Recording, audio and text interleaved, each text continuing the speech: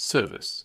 It's your Garten-Staudinger here again, and today we're talking about a topic that is really close to my heart, but for the wrong reasons. It's something people do so often, all out of a pure love for nature. Birdhouses. We all want to help. We hang up these little wooden boxes, look forward to the first chirping in spring and think, job done. But you know what often happens? We aren't building a nursery. If things go wrong, we're building a trap. A birdhouse isn't just decoration for your apple tree, it's a responsibility. And how you ensure that not only the real estate is right, but the residents actually make it through the breeding season safely, that's what we're looking at now. The wrong location is a death sentence. The most common mistake happens before a single bird has even landed: the location. I often see boxes hanging right next to the patio door or on a busy garage wall. For us, that's convenient for watching them. For a bird, it's pure stress. Birds need peace and quiet. If people are constantly walking by, the breeding process might be abandoned entirely. And please, don't hang the thing in the blazing midday sun. In May or June, it can get up to 40 or 50 degrees Celsius inside a wooden box. The chicks literally get baked.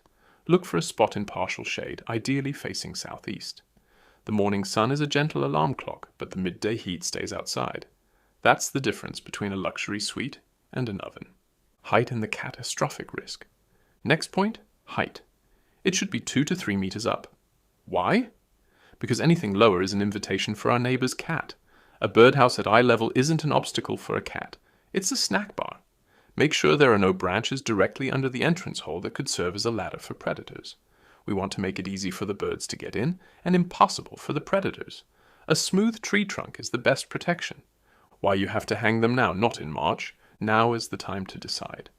If we clean up our gardens now but forget to provide housing, they won't be in our gardens come spring. We're taking away nature's hollow trees, we're sealing up building facades, we're making everything airtight.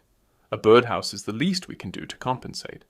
It's a small gesture, but for a blue tit, this box means the difference between life and death, protecting them against the frost tonight and housing their young in April.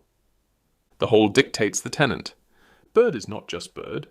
A 26mm hole is the world of the blue tit. 32mm, that's for great tits and sparrows. If you only hang one type of box, you only get one type of bird. And if you hang them too close together, you'll have territorial fights. Birds are picky. You need about 10 meters of distance between two identical boxes. If they are different, say one for a blue tit, one for a redstart, they can be a bit closer. Diversity is the magic word. Hygiene isn't a luxury, it's a duty.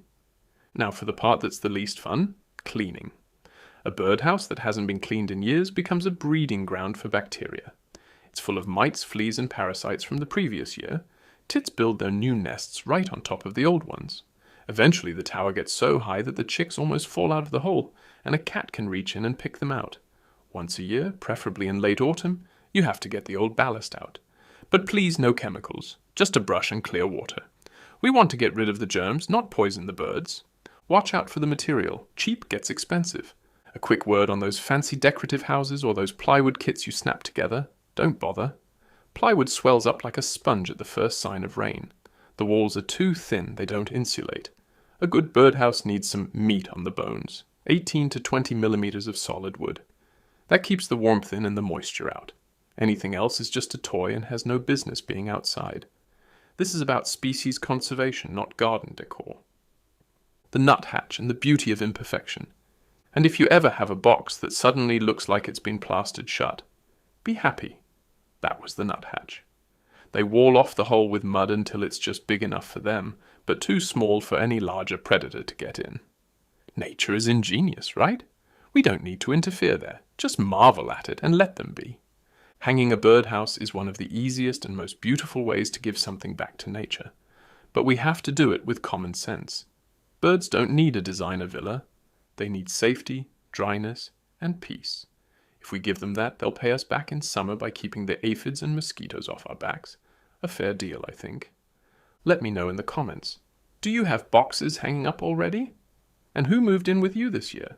If this video helped you, leave a subscription so that together we can make sure our gardens become real habitats again. And if you want to know what else you can do for hedgehogs and squirrels in your garden, check out my video, Why Birds, Hedgehogs and Squirrels Are Dying in Your Garden This Winter. We go much deeper into the subject there. Thanks for watching. Stay natural. Servus, your Garten-Staudinger.